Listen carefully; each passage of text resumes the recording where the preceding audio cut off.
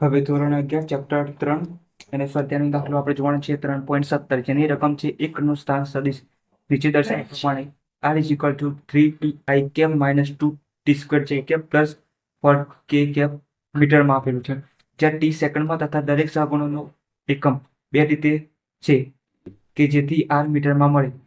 એ કણનો v વેગ તથા પ્રવેગ મેળવો. એ બી એક્ઝામ્પલ છે t is equal to 2 સેકન્ડે કણના વેગનું માન તથા દિશા શોધો. તો જે આપેલું છે તે સૌથી પહેલા આપણે લખી દઈએ.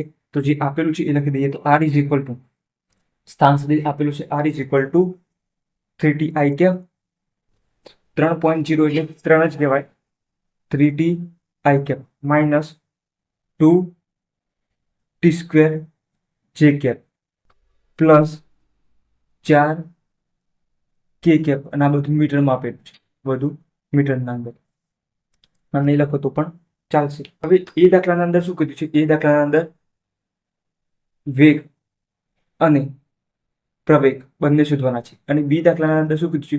ટી બરાબર 2 સેકન્ડે વેગનું માન તથા શું કરવાનું છે? દિશા. આ બંને શોધવાનું છે. સૌથી પહેલા આપણે એ દાખલો ગણીએ. તો અહીંયા જ્યારે તમને r સદિશ આપેલું હોય તો તમને ખબર છે કે એક વખત વિકલન કરે તો વેગ મળે અને બે વખત વિકલન કરે તો પ્રવેગ મળે. એક વખત વિકલન કરે વેગ મળી જાય, ફરીથી એક વખત વિકલન કરો તો પ્રવેગ મળી જાય. તો આપણે શું કરવાનું છે? વિકલન જ કરવાનું છે. તો v શોધવા માટે dr બાર અહીંયા dr સદિશ અપોન dt આ થઈ ગયું. તો d અપોન dt dt થઈ ગયું.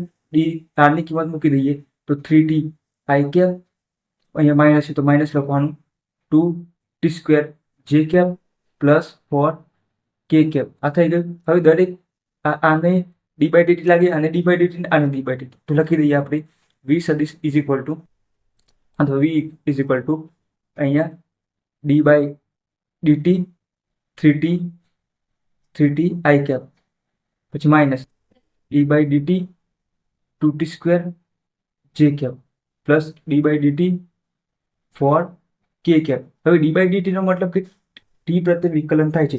તો t પ્રત્યે વિકલન થતું હોય તો અહીંયા જ્યાં t હોય તેનું વિકલન થાય અને જેનું t ના હોય એનું વિકલન ના થાય, 0 થઈ જાય. તો અહીંયા t છે તો t ના આગળ જે પણ હોય અચળ પદ હોય તો અહીંયા t સિવાયનું અચળ પદ તો 3 બાર જ લઈ લેવા d બાય dt. હવે વિકલન કોનું છે? અહીંયા t નું થાય તો અહીંયા t લખી દીધું અને અહીંયા I cap માઇનસ. એવી રીતે અહીંયા તો અહીંયા બે અચળ છે તો 12 લઈ લીધા. હવે d બાય dt નું વિકલન કરવા જઈએ તો અહીંયા જે ઘાત હોય એ આગળ આવી જાય. શું થાય? ઘાત હોય એ આગળ આવી જાય, એક ઘાત ઓછી થઈ જાય અને પછી t નું વિકલન થાય તો dt બાય dt જે ઘાત છે બે એ આગળ આવી જાય, એમાંથી એક ઘાત ઓછી થાય એટલે 2 માઇનસ એટલે 1 વધ્યું. પછી t નું વિકલન થાય dt બાય dt એ શું આવે? j cap. હવે અહીંયા તો શું છે? t વાળું પદ જ નથી તો શું કરવાનું? 0 લખી દેવા. હવે અહીંયા 3 dt બાય dt ઉપર dt અને નીચે dt કેન્સલ થાય, 1 થઈ જાય તો I cap વધે માઇનસ. હવે અહીંયા માઇનસ એમને 2 2 4t અહીંયા dt બાય dt 1 થઈ ગયું અને j cap આ થઈ ગયું વેગ મળી ગયું. આનું વિકલન ફરીથી કરીએ તો આપણને પ્રવેગ મળી જાય. તો અહીંયા પ્રવેગ શોધવા માટે અહીંયા વેગ અને અહીંયા પ્રવેગ તો e ઇઝ ઇક્વલ ટુ શું થાય? dv બાય dt આ થઈ ગયા. તો અહીંયા d બાય dt હવે v ની કિંમત મૂકી દઈએ 3 I cap minus 4t j cap આ થઈ ગયું. હવે જેનો અહીંયા તો d by dt 3 I cap minus d by dt 4t j cap 4t j cap થઈ ગયું. અહીંયા તો આ t વાળું પદ જ નથી તો 0 માઇનસ 4 બાર લઈ લેવાના અને t જ છે અહીંયા તો d બાય dt અહીંયા t નું વિકલન અહીંયા j cap અહીંયા 1 થઈ ગયું તો અહીંયા શું વધ્યું? Minus 4 j cap. તો પ્રવેગ શું મળી ગયો? j cap એટલે y દિશામાં શું હશે? પ્રવેગ હશે. આ થઈ ગયું. હવે આપણે શું કરવાનું છે? બી એક્ઝામ્પલ કરવાનું છે. આ તો એ એક્ઝામ્પલ કર્યું. બી એક્ઝામ્પલમાં શું છે?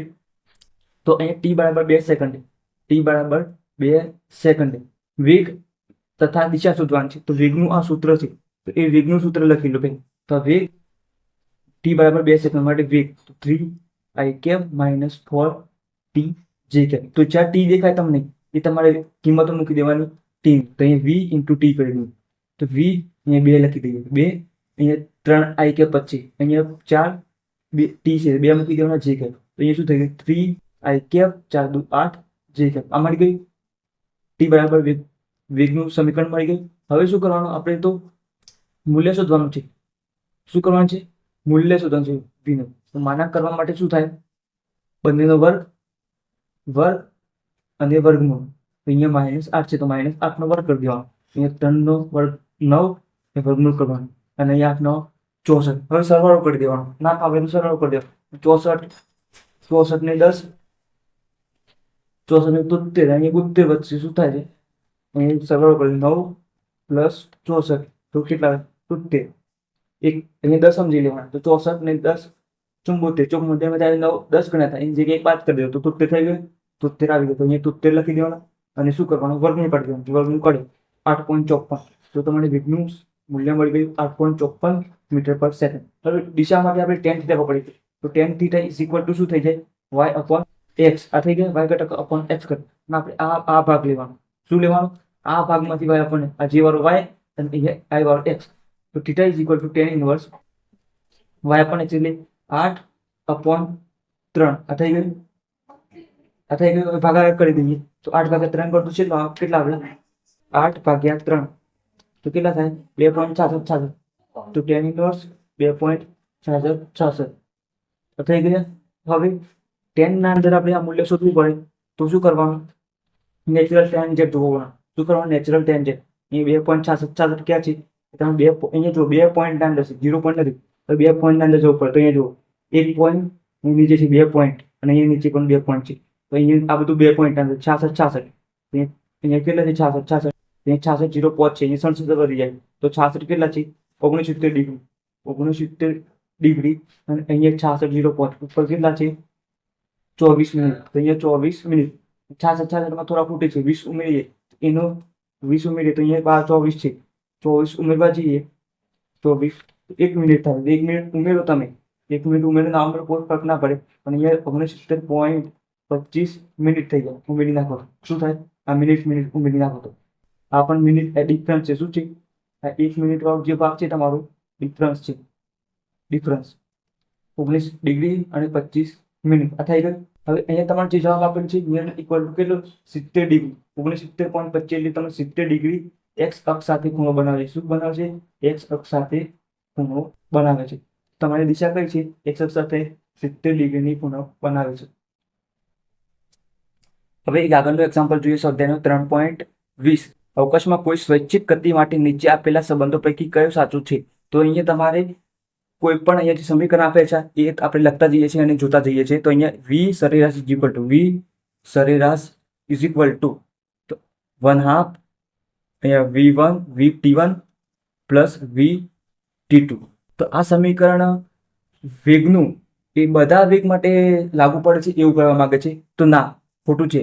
કારણ કે આ સમીકરણ અચળ પ્રવેગી ગતિ માટે જ સાચું છે. શું છે, અચળ પ્રવેગી ગતિ માટે જ સાચું છે. કારણ કે અચળ પ્રવેગી ગતિ માટે જ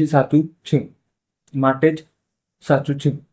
આ થઈ ગયું. હવે બી એક્ઝામ્પલ. હવે તમે બીજા એક્ઝામ્પલ જોશો એટલે તમને ખબર પડી જશે કે સ્વૈચ્છિક ગતિ માટે તમારે સમજી લેવાનું કે આપણે v લખ્યો વેગ તો અહીંયા dr/dt અથવા ડેલ્ટા r/dt. તો તમારે ડેલ્ટા r2 - r1 બાદબાકી વાળું આવે ડેલ્ટા વાળું એ તમારે સ્વૈચ્છિક ગતિ માટે સાચું પડે. તો એ બી એક્ઝામ્પલ લખું છું. તો v સરેરાશ = અહીંયા rt2 - rt1 કૌંસ પૂરો. અહીંયા નીચે શું આવે t2 - t1. તો અહીંયા જો બાદબાકી આવી ગઈ, ઉપર બાદબાકી આવી ગઈ, અહીંયા શું થયું ડેલ્ટા r/ડેલ્ટા t. જ્યારે આવું બનશે એ તમારે સ્વૈચ્છિક ગતિ માટે હશે. તો અહીંયા સ્વૈચ્છિક ગતિ માટે આ શું વિધાન કયું હશે, સાચું છે. કારણ કે v સરેરાશ = શું થાય ડેલ્ટા r/ડેલ્ટા t. એના માટે આ કારણ છે. હવે સી એક્ઝામ્પલ લખીએ. vt = v0 plus at. આ તો તમને ખબર છે આ વિધાન ખોટું છે. કારણ કે આ અચળ પ્રવેગી ગતિ માટે જ આ સમીકરણ સાચું છે. બીજું તમારે કોઈ વેગ શોધવું હોય તો આ સમીકરણ તમે લાગુ પડી શકો નહીં. બીજું વેગ અચળ પ્રવેગી ગતિ માટે આ વિધાન ખોટું છે. કારણ કે તમે લખી દેજો આગળ કે આ વિધાન અચળ પ્રવેગી ગતિ માટે લાગુ પડે છે. અને અહીંયા જે આપેલું છે આ વિધાન એ અચળ પ્રવેગી ગતિ માટે છે કે નહીં એ આપણને ચોક્કસ ખબર નથી. આપણે ખબર છે v v0 પ્લસ at એટલે અચળ પ્રવેગી ગતિ માટે. તો ડી એક્ઝામ્પલ જોઈએ આગળ. rt = r0 v0 t plus 1/2 at square. પણ આ વિધાન પણ તમને ખબર છે ખોટું છે. કઈ રીતે? કારણ કે તો અહીંયા આપણે અચળ પ્રાયોગિક ગતિના સમીકરણ જોઈ ગયા સદિશ સ્વરૂપે. એના અંદર આ સ્થાન સદિશ, અંતિમ સ્થાન પ્રારંભિક સદિશ v0 t plus 1/2 at square. તો આપણે વિધાન કયું છે? અચળ પ્રાયોગિક ગતિનું વિધાન છે. પણ આપણે એ પણ લખી શકીએ આ વિધાન અચળ પ્રાયોગિક ગતિ માટેનું છે, અને અથવા આપણને ચોક્કસ ખબર નથી એના માટે થઈ ગયું. તો આ વિધાન પણ ખોટું છે. હવે એક્ઝામ્પલ જોઈ લઈએ, છેલ્લો લાસ્ટ. તો એ સરેરાશ is equal two v t2 minus v t1 cos પૂરો t2 માઇનસ t1. તો આ વિધાન તમને ખબર પડી જશે, કારણ કે આ વિધાનના જેવું છે. કયું છે? આ વિધાનના જેવું સમીકરણ છે. તેથી આ વિધાન કયું હશે? સાચું છે. દરેક સ્વૈચ્છિક ગતિ માટે લાગુ પડે છે, કારણ કે એ સરેરાશ ઇઝ ઇક્વલ ટુ તમે લખી શકો છો delta v upon delta T. તો આ વિધાન કયું છે? સાચું